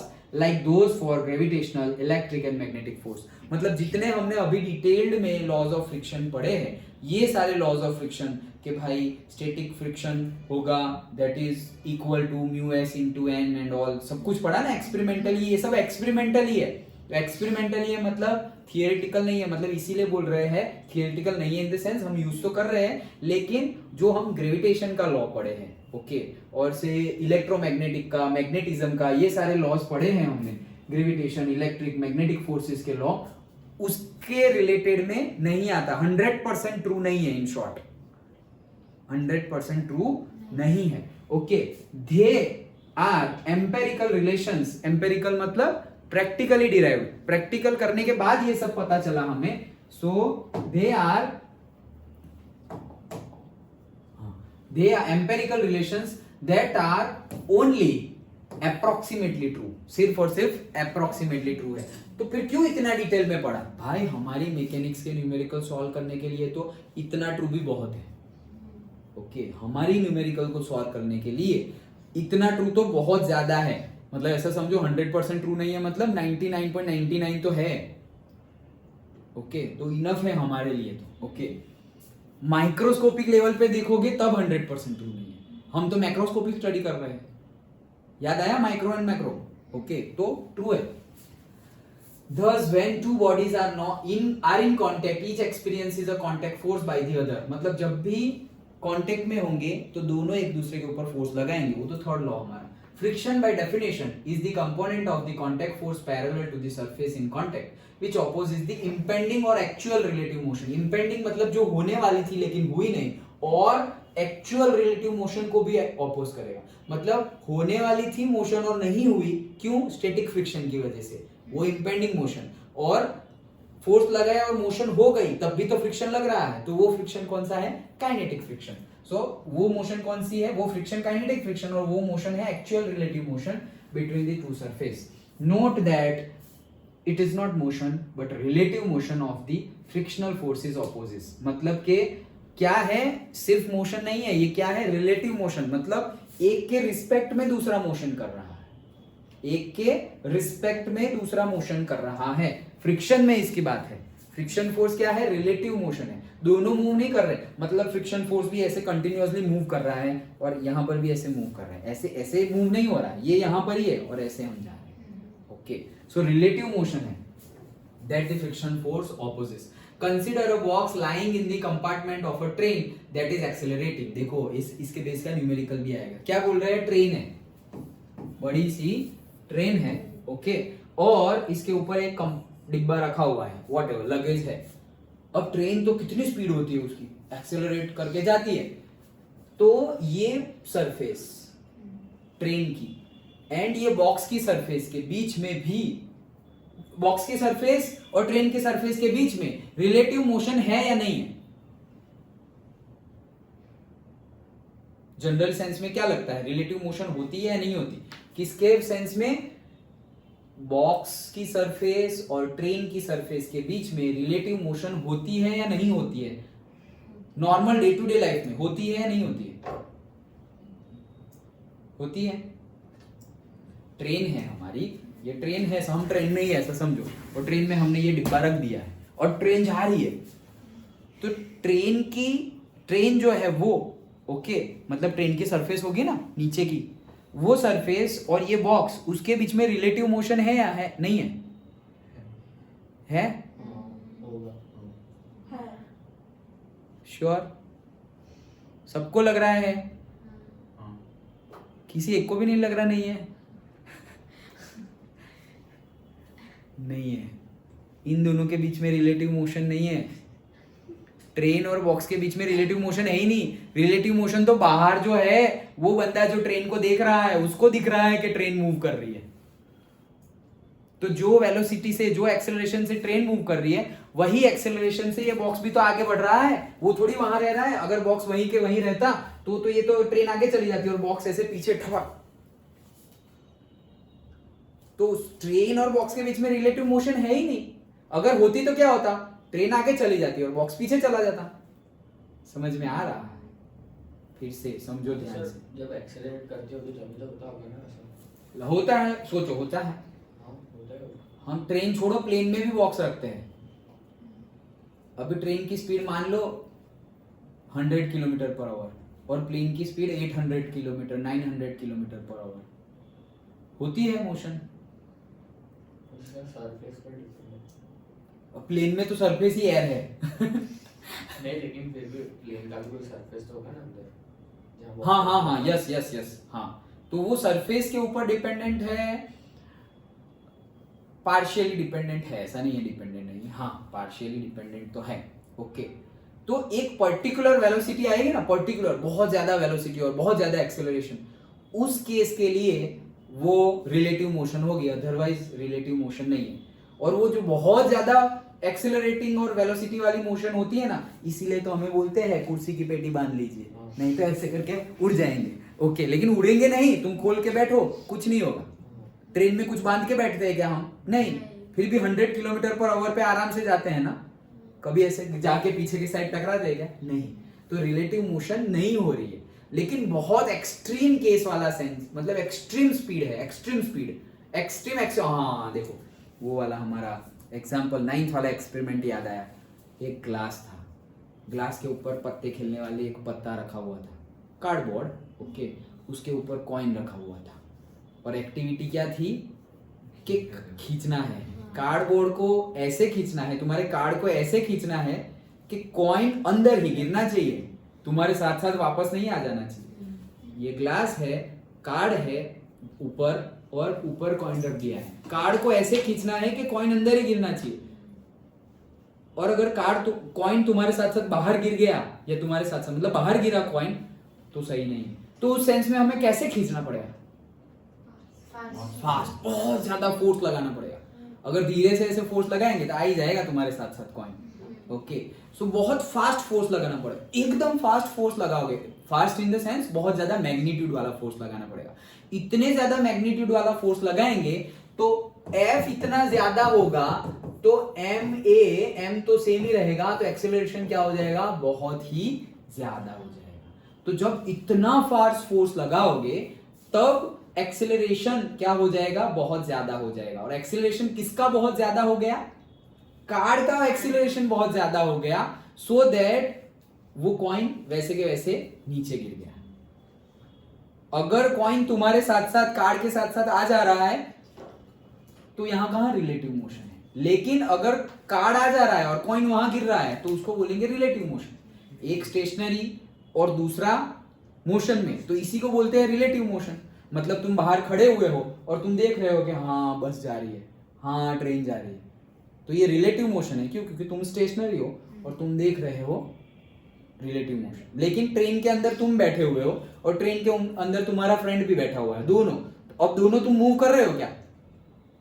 तुम दोनों के बीच में रिलेटिव मोशन है, ऐसा बोल सकते हैं या नहीं बोल सकते? तुम दोनों बैठे हुए हो, तुम और तुम्हारा सिबलिंग और से फ्रेंड, और तुम बाहर खड़े थे, ट्रेन मूव हो रही थी और ट्रेन मूव हो रही है तो तुमने बोला कि yes train is moving, relative motion है। किस रिलेटिव वर्ड क्या है? किसी के रेफरेंस में मोशन है। किसी का रेफरेंस मतलब रेफरेंस किसका होगा? मोशन के लिए रेफरेंस क्या होगा? जो स्टेशनरी होगा उसी को लेना पड़ेगा। स्टेशनरी तुम खुद हो, ओके, ऑब्जर्वर, तो तुम ऐसे ऑब्जर्वर हो और तुम देख रहे हो, हाँ बस गई, ट्रेन गई, तो वो मोशन में है। लेकिन अब बस जा रही है, तुम यहां बैठे हुए हो और तुम्हारे बाजू में दूसरा भी बैठा हुआ है, फ्रेंड, कलीग। अब तुम दोनों के बीच में रिलेटिव मोशन है क्या? नहीं है। तुम दोनों के बीच में रिलेटिव मोशन नहीं है। रिलेटिव मोशन मतलब एक मोशन में और एक स्टेशनरी। यहां पर तो तुम दोनों ही क्या हो? मूविंग हो या स्टेशनरी हो? स्टेशनरी। तुम दोनों एक दूसरे के रिस्पेक्ट में स्टेशनरी हो। तुम दोनों एक दूसरे के रिस्पेक्ट में स्टेशनरी हो। लेकिन बाहर वाला कोई देख रहा है तुम्हें, उसकी सेंस में ट्रेन भी मूव कर रही है और तुम भी मूव कर रहे हो। समझ में आया? पक्का? ऐसे ही एमसीक्यू पूछे जाते हैं। है कंसेप्ट एकदम सिंपल, लेकिन वो तो लिखा हुआ ही है, लेकिन लिखा हुआ समझना पड़ता है। ऐसे लिखा तो हुआ तो है, हाँ, और मैं पेड़ मतलब चलते हुए दिखाई देते हैं, उसमें भी यही होता है। यस, वो रिलेटिव मोशन है। क्यों? क्योंकि पेड़ वहीं का वहीं है और ट्रेन आगे बढ़ रही है, तो वो रिलेटिव मोशन है। लेकिन पेड़ का पौधा हमने ऐसा प्लांट लेके बैठ गए ट्रेन में, तो अब रिलेटिव मोशन नहीं है, वो भी तुम्हारे साथ साथ जा रहा है, वो भी सेम स्पीड से जा रहा है जो स्पीड से तुम जा रहे हो, क्योंकि दोनों के दोनों ट्रेन में बैठे हुए हो। आया समझ में? डन? ओके, चलो। So note that it is not motion but relative motion that frictional forces opposes. Considering a box lying in the compartment of a train that is accelerating, if the box is stationary, the relative to the train, it is in fact accelerating along with the train. मतलब के box stationery है, फिर भी हम क्या बोलेंगे? Box तो stationery है, स्टेशनरी है तो एक्सेलरेशन नहीं होगा। लेकिन हम बोलते हैं कि बॉक्स का भी एक्सेलरेशन है। कितना? जितना ट्रेन का एक्सेलरेशन है उतना ही बॉक्स का एक्सेलरेशन है। क्यों? क्योंकि यहां पर बॉक्स और ट्रेन के बीच में रिलेटिव मोशन है ही नहीं। समझ में आ रहा है? तो जो एक्सेलरेशन से, जो स्पीड से ट्रेन मूव हो रही है, वो बॉक्स भी उसी स्पीड से। अगर समझो कि बॉक्स की स्पीड क्या है, सपोज बॉक्स मूव ही नहीं कर रहा है, स्टेशनरी है, तो उसकी स्पीड क्या हो गई? 0 मीटर पर सेकेंड। और इसकी स्पीड कितनी है? 100 किलोमीटर ना, तो 1 2 3 पर आवर। ओके, कितना? 1 लाख मीटर पर आवर। और ये 0 मीटर पर 0 है, तो भाई यहाँ पे मैं आवर भी कर सकता हूँ। तो इसकी स्पीड कितनी है? 0 मीटर पर आवर बॉक्स की, क्योंकि वो तो स्टेशनरी है। और इसकी ट्रेन की स्पीड कितनी है?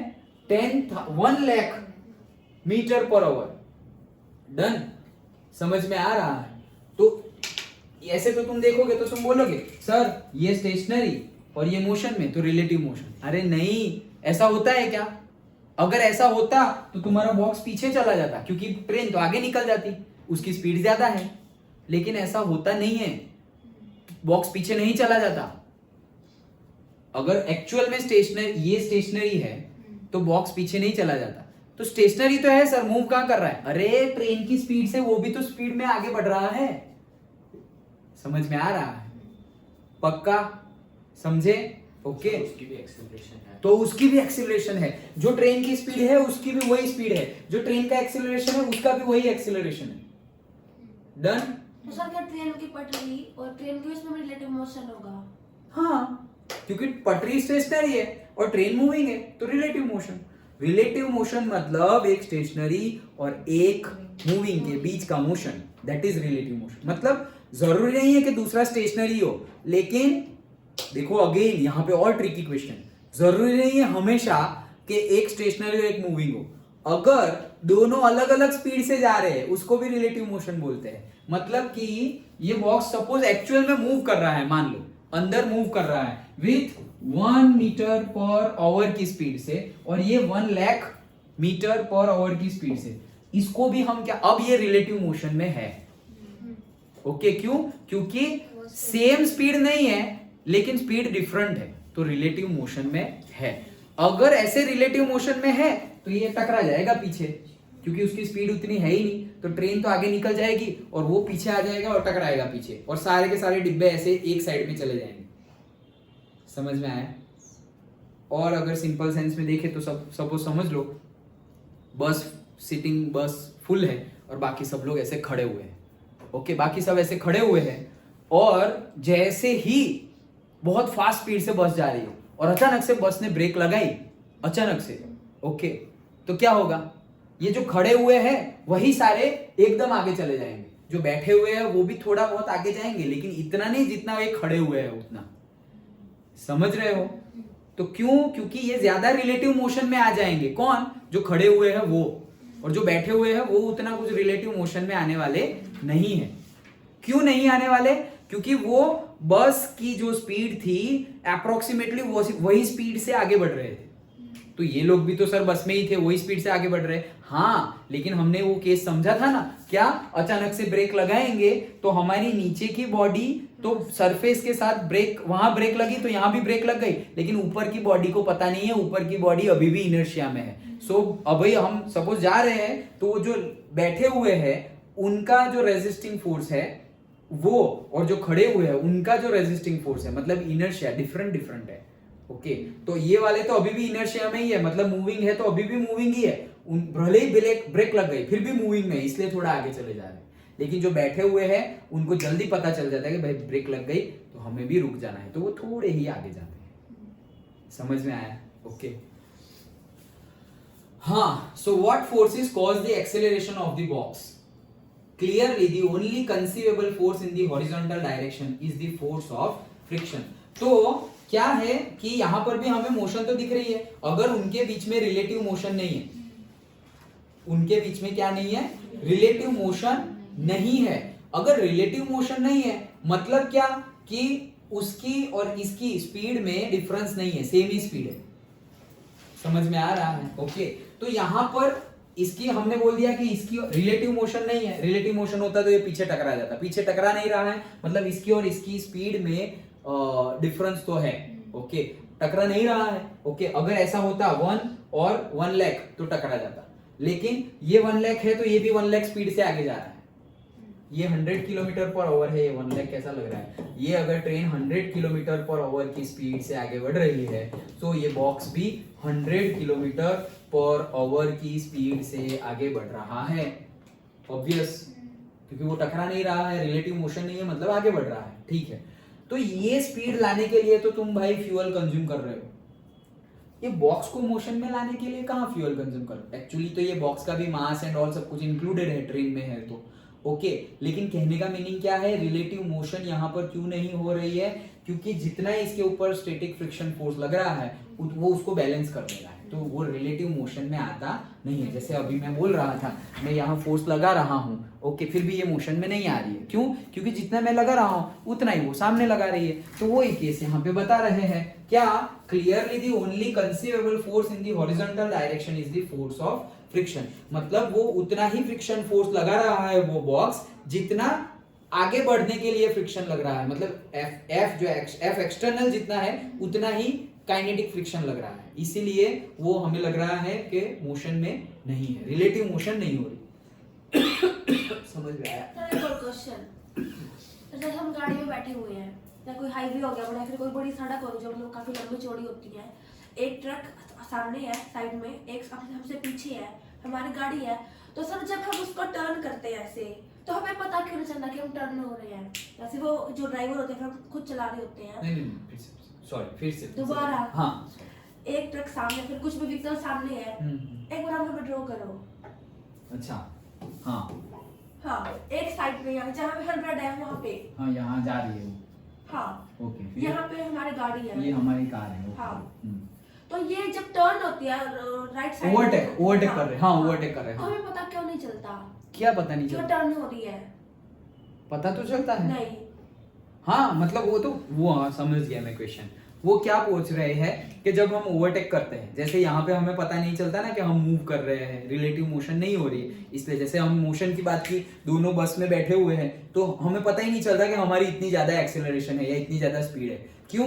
क्योंकि एक दूसरे के रिस्पेक्ट में तो रिलेटिव मोशन है ही नहीं, इसलिए पता नहीं चल रहा है। नहीं तो एक्चुअल तो जो स्पीड से बस जा रही है वो स्पीड से हम भी आगे जा रहे हैं, लेकिन रिलेटिव मोशन नहीं है, एक दूसरे के साथ रिलेटिव मोशन नहीं है। हाँ, बाहर वाले के साथ रिलेटिव मोशन है। ओके, अब तो यहाँ पे फील नहीं होता हमें रिलेटिव मोशन, क्योंकि दोनों ही सेम मोशन में जा रहे हैं। वैसे ही यहाँ पर अगर यहाँ पर हम ओवरटेक कर रहे हैं, ओके, मतलब एक गाड़ी जा रही है यहाँ पर और हम यहाँ से जा रहे हैं, अब हमें इसके आगे निकलना है, तो ये गाड़ी गई और इसको हम ओवरटेक कर गए। तो जब ये जो मोशन है हमारी मोशन, वो भी क्या होगी, मतलब जो हो रही है लेकिन इतनी ज्यादा एक्सेलरेटेड मोशन में नहीं होगा। एक्सेलरेशन उतना ज्यादा नहीं होना चाहिए, एक्सेलरेशन ज्यादा हो गया तो रिलेटिव मोशन हो जाएगी। वही अभी वो केस ग्लास वाला, अगर जोर से खींच लिया, फोर्स ज्यादा तो एक्सेलरेशन भी ज्यादा, ज्यादा एक्सेलरेशन तो भाई कार्ड तो आ गया, कॉइन वहीं का वहीं रह गया, रिलेटिव मोशन हो गई। समझ में आया? तो रिलेटिव मोशन कब हो जाएगी? जब बहुत ज्यादा एक्सेलरेशन या बहुत ज्यादा फोर्स मिल रहा है, तब रिलेटिव मोशन हो जाएगी। तो यहां पर अगर हम बहुत ज्यादा एक्सेलरेशन में जा रहे हैं, मतलब बहुत ज्यादा एक्सेलरेट कर रहे हैं, ये ट्रक जा रही है और यहाँ पे हम आराम से ऐसे गए, मतलब ऐसे आराम से पी पी फोन मारा और फिर यहाँ से ओवरटेक करके चले गए, तो हमें फील नहीं होगा। क्यों? क्योंकि एक्सेलरेशन इतना ज्यादा नहीं है, तो मतलब रिलेटिव मोशन कुछ होगा नहीं। और अगर हम एक्सेलरेशन में जा रहे हैं, बूम ऐसे करके आगे चले गए, तो क्या होगा, इस साइड वाला ऐसे करके ऐसे गए ना हम, तो इस साइड वाला तुम्हारे बाजू में ऐसे करके चले गए और वो बाजू वाला विंडो पे ऐसे टकरा गया। ऑब्जर्व किया ही होगा तुमने, ये तुमने ऑब्जर्व किया होगा, मैरी गो राउंड में सपोज जा रहे हो, ओके, मेले में, तो ऐसे गोल गोल गोल गोल घूमता है ना, तो जिस डायरेक्शन में घूम रहा है, हमारी बाजू में कोई बैठा है तो देख के, मतलब साइज वाइज देख के बैठना कोने में, अदरवाइज ऐसे घूम रहे हो तो पूरा का पूरा वो तुम्हारे ऊपर ही आने वाला है। ओके, इसलिए मैं मेरे भाई को हमेशा इस साइड नहीं बैठा था, इस साइड बैठा हूं। समझ गए? ओके, तो वो फील क्यों नहीं होता? क्योंकि हम आराम से, मतलब तुम्हें फील नहीं हो रहा है, मतलब जो भी ड्राइव कर रहा है, जो भी गाड़ी में तुम जा रहे हो, तो वो अच्छा ड्राइव कर रहा है, ओके, बहुत ज्यादा एक्सेलरेशन रख के ओवरटेक नहीं कर रहे, लेकिन तुम्हें फील होगा कब? जब तुम बहुत ज्यादा एक्सेलरेशन से ड्राइव करोगे, ऐसे करके जाओगे, तो तुम्हें रिलेटिव मोशन फील होगा। आया समझ में? ओके, हाँ, if there were no friction, अगर फ्रिक्शन है ही नहीं, the floor of the train would be slipped by and the box would remain at its initial position due to inertia। तो मतलब इस केस में क्या होगा, अगर फोर्स ऑफ फ्रिक्शन है ही नहीं, अगर फोर्स ऑफ फ्रिक्शन नहीं होता, किसके बीच में, ट्रेन की सरफेस और बॉक्स की सरफेस के बीच में फोर्स ऑफ फ्रिक्शन लगता ही नहीं, तो क्या होता, फ्रिक्शन ही नहीं लग रहा है, तो ट्रेन आगे चली जाती और ये भाई साहब तो खड़े ही रहते, तो पीछे चला जाता, डन। लेकिन ऐसा होता नहीं है। क्यों नहीं होता? क्योंकि फ्रिक्शन फोर्स है। Okay, this impending relative motion is opposed by this static friction. तो यहां पर ही स्टैटिक फ्रिक्शन है। Static friction provides the same acceleration to the box as that of the train. मतलब स्टैटिक फ्रिक्शन क्या हो रहा है, सेम एक्सेलरेशन प्रोवाइड कर रहा है, जितना एक्सेलरेशन कहां मिल रहा है, ट्रेन में मिल रहा है, उतना ही एक्सेलरेशन स्टैटिक फ्रिक्शन प्रोवाइड करता है। समझ में आया? Okay, keeping it stationary relative to the train. तो ट्रेन के रिलेटेड क्या है, वो स्टेशनरी, ट्रेन के रिलेटेड, ट्रेन मूव कर रही है और अंदर कोई ऑब्जेक्ट है, तो ट्रेन मूव कर रही है, लेकिन वो दोनों की कंपेयर करें तो अगर हम बाहर से कंपेयर करें, देखो ये सारे डिफरेंट केस है।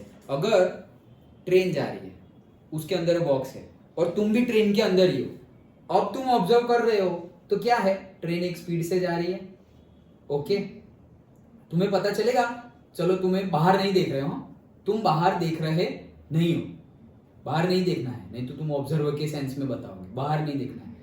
ट्रेन मैं बोल रहा हूं कि मोशन में है, मैंने बोल दिया ट्रेन मोशन में है, और तुम एक्चुअल में तो मोशन में हो, लेकिन तुम्हारा फ्रेंड है, तुम्हें देख रहा है, तो वो तुम्हारे फ्रेंड को तुम मोशन में दिखोगे क्या?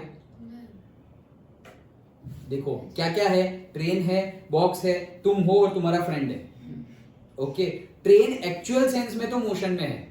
ओके, अब तुम ऐसे खड़े हुए हो या बैठे हुए हो और तुम्हारा फ्रेंड भी बैठा हुआ है, तुम्हारा फ्रेंड तुम्हें देख रहा है, तो तुम्हारे फ्रेंड को तुम मोशन में लगोगे या स्टेशनरी लगोगे? स्टेशनरी लगेंगे, लेकिन एक्चुअल में तो तुम मोशन में हो। जिस स्पीड से ट्रेन जा रही है उस स्पीड से तुम मोशन में हो। समझ में आ रहा है?